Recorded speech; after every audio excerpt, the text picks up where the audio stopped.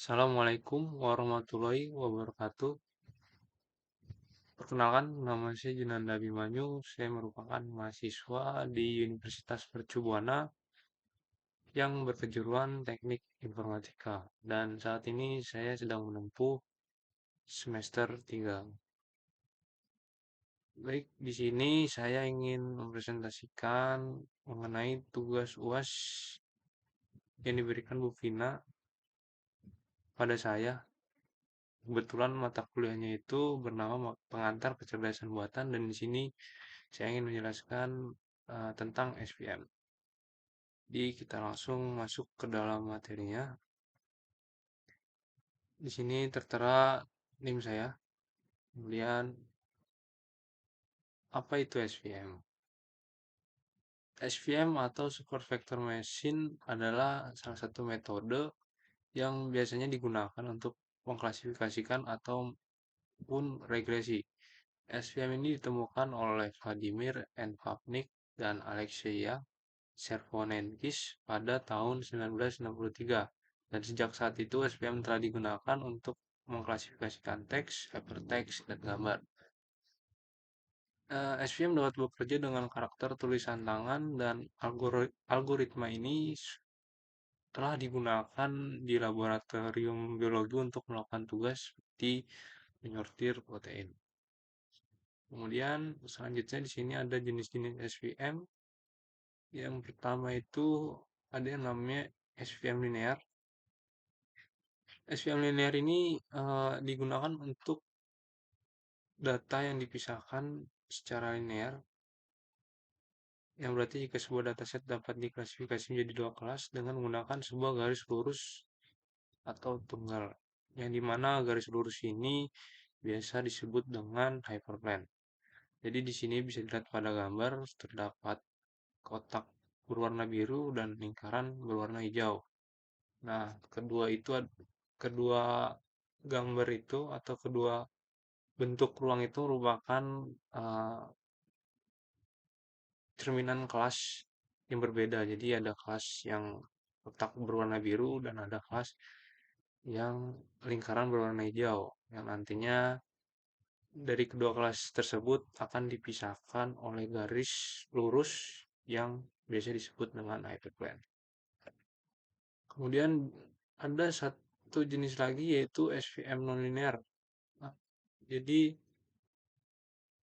SVM nonlinear ini jika dilihat di gambar memiliki perbedaan dengan SVM yang sebelumnya. Di sini bisa dilihat di antara dua kelas yang berbeda ini dia uh, dipisahkan oleh lingkaran yang uh, itu pun juga merupakan garis hyperplane. Jadi SVM nonlinear ini digunakan untuk data yang dipisahkan secara nonlinear, yang berarti jika sebuah dataset tidak dapat diklasifikasikan menggunakan garis lurus, maka data tersebut disebut data nonlinear. Jadi data pada gambar ini itu disebut dengan data nonlinear. Dan selanjutnya apa sih itu hyperplane? Untuk hyperplane sendiri itu adalah batasan keputusan yang membedakan dua kelas dalam SVM. Titik data yang jatuh di kedua sisi hyperplane dapat dikaitkan dengan kelas yang berbeda. Jadi tiap data yang berada di antara hyperplane itu kelasnya sudah berbeda. Sehingga dimensi hyperplane bergantung pada fitur yang ada pada dataset. Yang artinya uh, hyperplane ini bergantung terhadap fitur yang digunakan untuk mm, membagi kedua kelas ini. Jadi hyperplane ini sangat bergantung dengan fitur yang digunakan. Yang artinya jika terdapat dua fitur, maka hyperplane akan berbentuk garis lurus, dan jika terdapat tiga fitur, maka hyperplane akan menjadi bidang dua dimensi. Dan bisa dilihat pada contoh yang pertama itu merupakan contoh apabila kita menggunakan dua fitur saja, dan untuk Contoh yang sebelahnya lagi itu yang yang hyperplane-nya berbentuk seperti persegi panjang atau jajar genjang itu hyperplane-nya menggunakan tiga fitur. Kemudian selanjutnya apa itu support vector? Support vector itu sendiri ialah titik data atau vektor yang paling dekat dengan hyperplane dan yang paling mempengaruhi posisi hyperplane. Jadi eh, peletakan support vector ini menentukan atau mempengaruhi bagaimana eh, garis hyperplane itu dibuat gitu. Jadi support vector ini merupakan titik data yang paling dekat dengan hyperplane. Jadi bisa dilihat pada gambar di situ uh, ada tanda panda yang menunjukkan support vector yang dimana kedua tanda panah itu menunjukkan kedua data yang paling dekat dengan hyperplane dan itu mempengaruhi bagaimana garis hyperplane itu dapat dibentuk gitu. Apakah data itu akan jadi linear atau non-linear. Kemudian ada lagi yang namanya max margin. Margin adalah jarak antara support vektor dari masing-masing kelas di sekitar hyperplane. Margin diilustrasikan dengan jarak antara dua garis putus. Margin terbesar atau max margin dapat ditemukan dengan memaksimalkan nilai jarak antara hyperplane dan titik terdekatnya. Margin yang lebih besar akan menghasilkan performa klasifikasi yang lebih baik. Jadi margin ini merupakan jarak antara dua kelas, bukan antara satu kelas dengan hyperplane, tapi jarak antara satu kelas dengan kelas yang lainnya. Eh, jadi semakin besar marginnya, maka performa klasifikasinya atau hasil yang didapatkannya akan jauh lebih baik. Jadi bukan semakin dekat jarak antar kelasnya, tapi semakin jauh jarak antara kelasnya itu untuk performa klasifikasinya atau hasil dari performa klasifikasinya akan jadi jauh lebih baik. Kemudian selanjutnya ada yang namanya tujuan SVM. Jadi tujuan SVM itu yaitu menemukan hyperplane dari kedua kelas atau dataset atau data-data yang memiliki dua kelas untuk memaksimalkan margin yang dimana margin itu didefinisikan sebagai jarak antar hyperplane dan titik data terdekat dari salah satu kelas. Dan titik data terdekat dari salah satu kelas itu biasanya disebut dengan support vector. Seperti yang sudah saya jelaskan tadi, eh, support vector ini menentukan posisi hyperplane dan margin. Jadi yaitu support vector itu benar-benar mempengaruhi bagaimana posisi hyperplane itu dapat dibentuk dan seberapa besar sih marginnya gitu antara kedua kelasnya gitu. Kemudian margin bertindak sebagai zona penyangga antar kelas dan membantu mengurangi overfitting. Karena hyperplane mencoba memaksimalkan pemisahan antar kelas sekaligus menghindari kesalahan klasifikasi sampel pelatihan. Itu merupakan tujuan SVM. Lalu di sini kita masuk ke cara kerja SVM.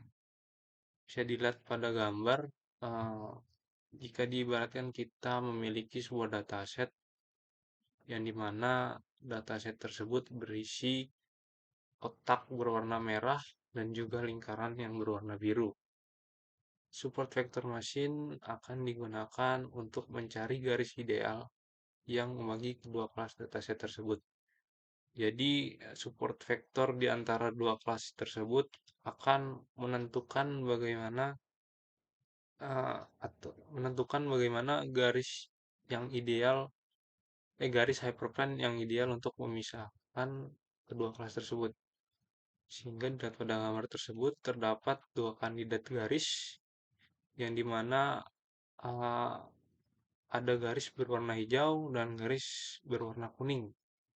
Dan jika kita asumsikan garis berwarna kuning terlihat lebih ideal dibandingkan garis yang berwarna hijau karena eh, garis berwarna hijau terlalu dekat dan marginnya tidak terlalu seimbang dengan kelas yang lainnya atau dengan kelas yang berwarna lingkaran biru. Jadi eh, itu seperti yang sudah saya bilang sebelumnya, jika semakin besar marginnya maka hasil dari pemrosesan klasifikasinya akan jadi jauh lebih baik. Jadi sebisa mungkin dimaksimalkan untuk marginnya sehingga di antara kedua kelas ini memiliki jarak yang berjauhan agar menciptakan hasil klasifikasi yang jauh lebih baik. Kemudian sesuai dengan algoritma support vector machine, pertama ditentukan terlebih dahulu titik yang paling dekat dengan garis dari kedua kelas. Jadi di sini kita tentukan support vektornya dulu di antara dua kelas ini yang paling dekat dengan garis hyperplane-nya. Sehingga tersebut disebut dengan support vector. Setelah ditentukan, maka setelah support vektornya sudah ditentukan, maka akan dihitung jarak antara garis dan support vektor tersebut. Jadi marginnya ya. Jadi akan dihitung jarak marginnya. Si jarak ini dinamakan margin. Tujuan dari algoritma ini adalah memaksimalkan margin yang ada sehingga mendapatkan garis hyperplane yang optimal. Gitu. Jadi selanjutnya untuk kelebihan dan kekurangannya. Untuk SVM sendiri, kelebihannya itu dia bekerja relatif baik ketika terdapat margin pemisahan yang jelas antar kelas. Kemudian SVM akan jauh lebih efektif pada ruang yang dimensinya itu tinggi. Kemudian yang ketiga itu jika jumlah dimensinya lebih besar daripada jumlah sampel, SVM ini cocok dan cukup efektif untuk diterapkan. Kemudian SVM juga relatif hemat memori dan kemudian untuk kekurangannya itu sendiri SVM ini tidak cocok untuk kumpulan data yang besar. Kemudian SVM tidak dapat bekerja dengan baik ketika kumpulan data memiliki lebih banyak gangguan yaitu kelas target yang tumpang tindih. Kemudian yang ketiga, jika jumlah fitur untuk setiap titik data melebihi jumlah sampel data pelatihan, SVM akan berkinerja buruk. Kemudian yang terakhir, karena pengklasifikasi vektor pendukung bekerja dengan meletakkan titik data di atas dan di bawah program klasifikasian, tidak ada penjelasan probabilistik untuk klasifikasi tersebut.